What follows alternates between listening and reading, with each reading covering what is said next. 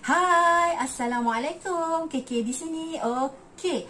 Untuk Kak Kuih hari ini sempena PKPB yang berlanjutan dekat Selangor ni, KK akan buat satu menu yang ringkas dan mudah untuk kudapan anak-anak korang.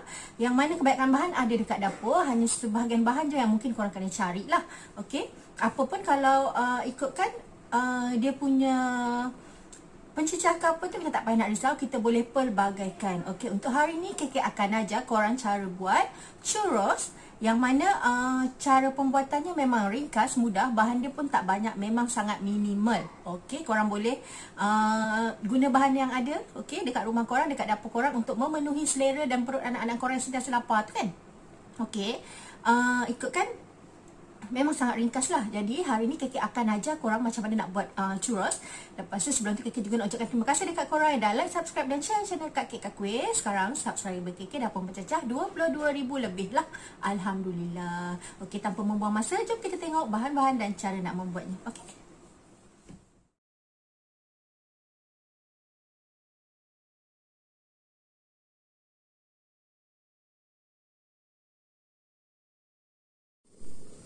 Okey, kita nak buat churros ni sebenarnya memang tak susah pun, sangat mudah dan boleh jadi satu kudapan yang ringkas dan cepat untuk anak-anak korang. Okey, terutamanya waktu PKPB ni kan, anak-anak selalu nak makan apa kan. Jadi kita kadang sampai kebuntuan kan. Pula tu bahan pula tak berapa nak ada banyak dekat dapur. Okey, so dekat sini saya masukkan 1 cawan air. Okey, saya pakai cawan untuk sukatan yang sama untuk semua cawan sebab saya nak memudahkan dia punya sukatan lah. Okey, pastikan cawan tu sama. Okey, lepas tu kita masukkan 1 sudu makan margarine. Okey, kalau korang nak pakai butter pun tak ada masalah, boleh je. Okey, ikut selera dan kemampuan kita lah. Macam saya sebab sekarang ni ada margarine je, saya pakai margarine lah. Okey, selepas tu kita akan masukkan 1 sudu gula pasir. Okey, saya masuk dalam 1 sudu ni, saya sukat agak-agak je.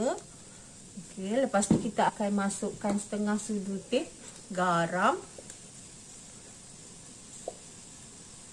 Okey, dan kita akan didihkan dia sampai dia punya margarine ataupun butter kita cair lah. Okey, korang boleh pakai spatula ataupun pakai whisk, tak ada masalah, semua pun boleh. Okey. Okey. Kita bagi dia cair dulu. Kita bagi dia cair, lepas tu dia sedikit mendidih lah, baru kita masukkan adunan kita punya tepung. Okey, dekat sini tepung saya akan gunakan sebanyak 1/4 cawan. Okey, saya tak nak ada setengah orang dia pakai 1/2 cawan pun ada, tapi saya tak nak sebab saya tak nak nanti adunan tu terlalu kental dan susah untuk saya pipingkan dia. Okey. Okay, saya nak satu dough yang agak lembut lah. Okey, dia dah didih. Okey, dah nampak dia didih kan. Okey, kita masukkan tepung kita. Okey, dekat sini boleh slowkan api. Okey, kalau kita rasa tak boleh nak kontrol, kita boleh matikan terus pun tak apa. Okey, 1/4 cawan. Okey. So kat sini kita akan kacau dia, bagi dia rata lah. Okey, kalau korang pakai spatula pun boleh, tak ada masalah.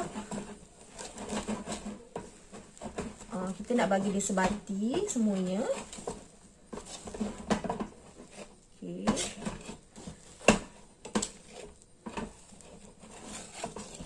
Ni kiranya macam kita masak adunan ni dekat dalam ni lah.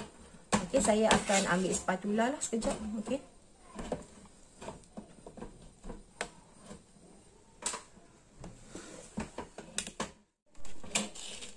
Okey, ini kita punya dough tadi. Okey. So, kita nampak ada lapisan nipis kat tepi ni kan, macam kita buat cream puff. Okey, so dough kita dah siap. Okey, kita boleh angkatlah dough kita. Okey, tutup api kita. Kita punya dough tadi. Okey, sekarang kita akan pecahkan 2 biji telur. Okey. Nak pakai sebiji telur pun tak ada masalah sebenarnya, boleh juga kalau pakai sebiji telur, tapi nanti dia macam agak kental. Kalau macam kalau macam korang punya apa tu, nozzle tu kecil, nanti dia boleh cakap dia punya plastik tu, okey, plastik piping bag tu dia boleh pecah. Okey, jadi macam dia agak keras kan. Jadi saya nak dough tu macam lembut sikit. Saya masukkan 2 biji telur lah. Okey, kalau korang nak kan bau telur ni, okey, korang tak nak dia berbau kan. Okey, korang boleh tambahkan sikit esen vanila. Okey, tambahkan dia. Ni tak semestinya korang pakai whisk. Korang boleh pakai spatula je pun dia boleh sebati. Jangan risau. Kita yang buat dia kan. Kita nak mudahkan dia. Kalau korang nak lagi mudah, korang buat lagi banyak kan. Pakai mixer je. Okey. Tapi ni sebab saya buat sikit. Okey. Saya pakai whisk je. Okey. Kita akan kacau sampai dia sebati lah. Okey. Sampai dia jadi dough yang agak licin. Okey. Kita sebatikan dia. Okey. Sekarang kita tinggal sebatikan dia. Okey. Sebenarnya memang itu kan cara paling mudah dan cepat pakai mixer. Okey, tapi saya ngadakan nak tunjuk kot. Korang tak ada mixer, korang cuma ada spatula pun boleh juga buat benda ni. Okey, kita akan kacau dia sampai dia jadi dough yang sebati dan lembut. Okey. Tengok dia dah makin bercampur, tak ada masalah ni. Kita tekan-tekan dia bagi dia betul-betul sebati lah. Sebab biasalah macam dough tu dia kental sikit tadi yang kita masak. Bila kita campur telur kan, jadi cecair kan. Jadi dia nak bercampur tu ambil masa lah. Okey. Okey, ini rupa dough kita yang dah siap. Memang dia kental. Okey, nanti kita akan pipingkan dia. Okey. Ini korang boleh pipingkan dekat atas pinggan ataupun dulang ke apa. Ataupun korang boleh terus piping dekat atas kuali lah. Tak ada masalah. Okey, ni nozzle yang saya guna. Ni nozzle yang selalu saya buat krim puff 1M. Okey, dia close star kan. Tak pun korang nak guna nozzle yang lagi besar pun boleh. Okey, ni nozzle yang lagi besar.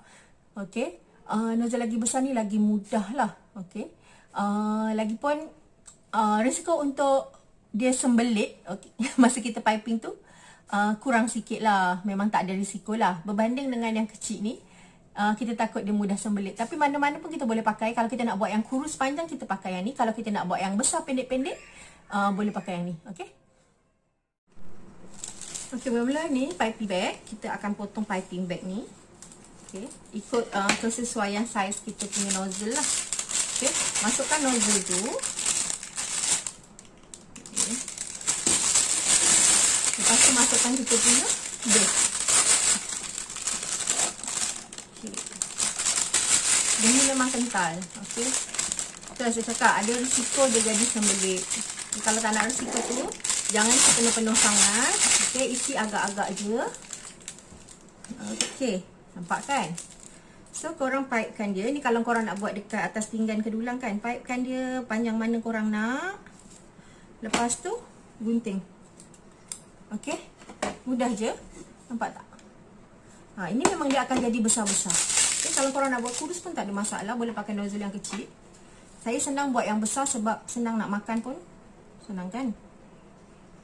Okay.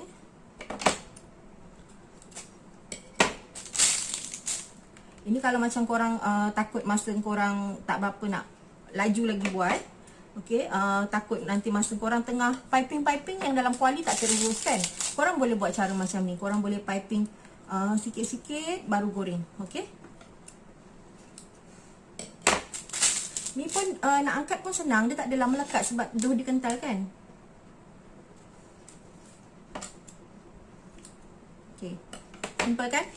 Okay. Ini saya buat yang ni sikit je. Saya akan tunjuk macam mana kita piping dekat atas kuali terus. Okay. Okay. Minyak kita dah panas. Kita masukkan dulu yang kita dah bentuk tadi ni kan. Dia senang je nak ambil. Okay. Ambil macam tu. Masuk je. Okey, tengok dia tergoreng. Okey, minyak jangan terlalu panas sebab kita tak nak nanti kita masuk dia punya luar tu cepat garing tapi dalam dia tak nak bukan tak nak masak. Dalam dia agak mentah. Kita tak mau macam tu.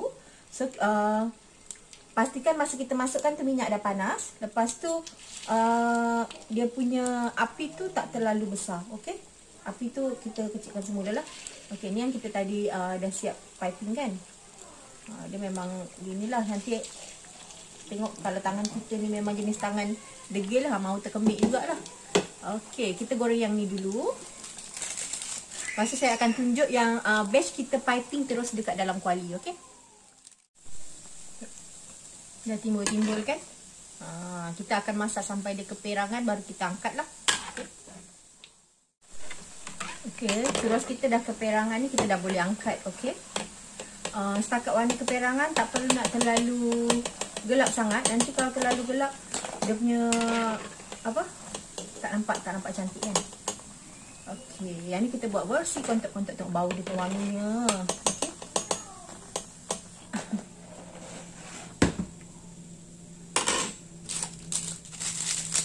Okey, sekarang saya akan buat macam ni, kita nak piping terus. Korang tekan macam ni, sebenarnya bagi saya lagi mudah. Okey, kita tekan, kita gunting.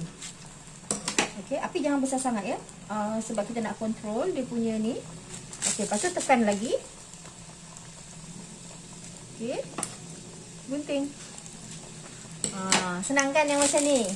Okey, pastikan dough korang tak terlalu pekat. Okey, sebab tu saya pakai 2 biji telur. Kalau ikutkan sebiji telur pun boleh. Okey, tapi saya pakai 2 biji telur sebab saya nak dough saya lembut untuk saya menekan di sini lah.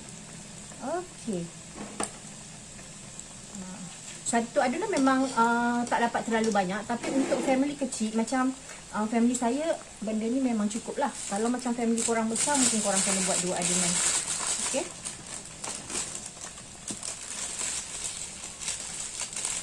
Tergantung lah kan. Kadang macam kita buat banyak-banyak nanti anak kita tak ni pula kan. Tapi biasanya benda ni memang budak-budak suka lah. Lagi cuti-cuti sekolah ni kan, anak apa je, lepas tu tengok-tengok, alamak tak ada bahan. Margarine ada sikit, telur ada sikit, tepung ada. Dah boleh jadi dah. Benda lain semua setakat gula garam tu benda biasa kat dapur korang kan. Okey. Kita tengok dah makin keperangan, tapi kita nak bagi dia gelap lagi sikit. Okey. Sebab kita nak luar dia crunchy, dalam dia lembut. So kita kena bersabarlah untuk hasil yang memuaskan hati kita. Okay, nampak dah bertambah kekemasan. Sekejap lagi kita akan angkat. Okay. Lepas kita angkat, kita akan sejukkan sekejap. Baru kita golekkan dengan gula kita. Okay, kita angkat dia.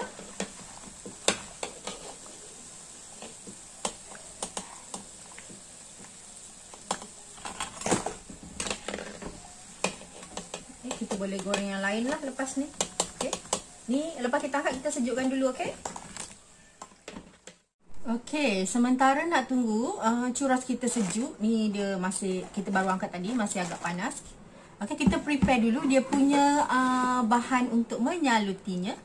Okay, biasanya kita pakai brown sugar. Lepas tu kita akan tambahkan dengan cinnamon powder. Okay, cinnamon powder ni korang jangan pula cinnamon tu kayu manis, okey. Jangan pula korang guna kayu manis kat dapur korang sagat-sagat, okey. Rasa dia memang tak sama sebab kalau kita sagat terus tu kat dapur, rasa dia terlalu kasar, okey. Kalau yang ni kita beli kat bakery, dia dah siap blend. Kita campur je dalam brown sugar kita, okey. Boleh tambah ikut kita punya kesukaan. Ada setengah orang dia suka rasa cinnamon yang kuat, ada setengah orang tak suka. Kandungan nisbah gula dengan cinnamon tu pun kita agak-agak ikut selera kita, okey. Lepas tu dah masukkan tu kan. Saya nak senang, saya goncang je dalam Tupperware. Okey. Lepas tu dah siap macam ni kan. Okey. Korang boleh ambil sikit korang punya churros. Rasa dulu. Sayang. Okey, tak rasa dia. Okey. Bagi saya rasa cinnamon tu dah cukup dah. Tapi kalau korang suka rasa cinnamon yang kuat, korang boleh tambahkan lagi lah. Cinnamon dengan brown sugar ni kita boleh buat banyak. Kita boleh simpan dekat dalam bekas. Lepas tu kita boleh makan dengan apa-apa. Dengan donat pun boleh. Okay. Ni tadi dah siap kan. Korang just golek-golek kat sini. Dia akan memberi rasa yang lebih sedap kat korang punya churros. Ikut kan. Kalau macam ni korang makan pun dah sedap. Okay. Tak perlu nak buat cicah-cicah. Okay, saya akan rollkan dia sampai ni lah. Kalau korang nak masukkan dalam Tupperware ni, nak goncang bukan tak boleh. Tapi kan nanti terlalu banyak gula pun tak sedap juga kan. Dia sedap dia, gula dia macam light-light je. Okay. Okay, ni. So nanti saya tunjukkan pula kalau korang nak pakai pencicah, okey? Kalau korang tak nak makan macam tu, korang nak tarik selera anak korang untuk pencicah, korang boleh gunakan coklat. Yang ni saya pakai coklat compound yang saya cairkan, okey, saya microwavekan, lepas tu saya tambah dengan sedikit minyak. Okey, saya letak minyak jagung. Kalau nak pakai minyak masakan lain pun boleh, tak ada masalah. Lepas tu tujuan minyak tu supaya dia tak membeku lah. Okey, tapi kalau korang nak rasa lebih sedap, korang boleh panaskan butter dengan sedikit susu, tak pun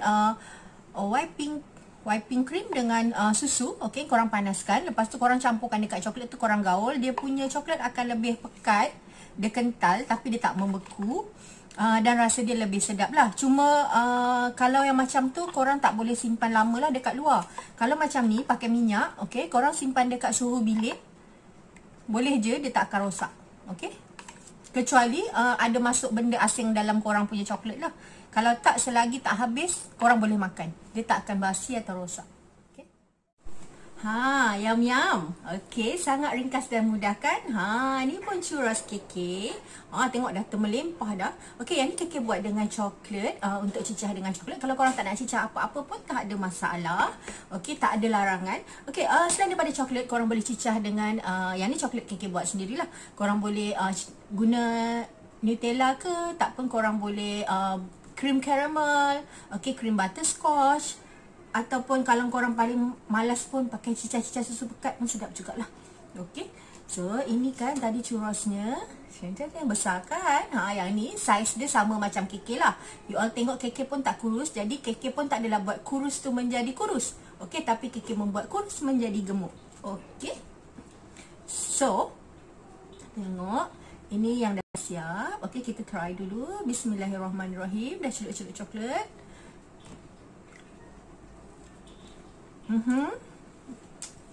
Dia punya manis just nice. Kalau korang makan tanpa cicah pun dah sedap. Sebab kita pakai sugar dengan cinnamon tu memang sangat sedap lah. Okey, so kita harap korang dapat try resepi ni untuk kudapan anak-anak korang dalam PKPB ni di area Selangor, KL, Putrajaya, Sabah, okey? Ataupun korang yang dekat mana-mana lah. Dekat negeri mana-mana pun berada, korang boleh try. Okey, sekian dulu untuk hari ini. Terima kasih telah menonton daripada mula sampai habis. Assalamualaikum. Bye.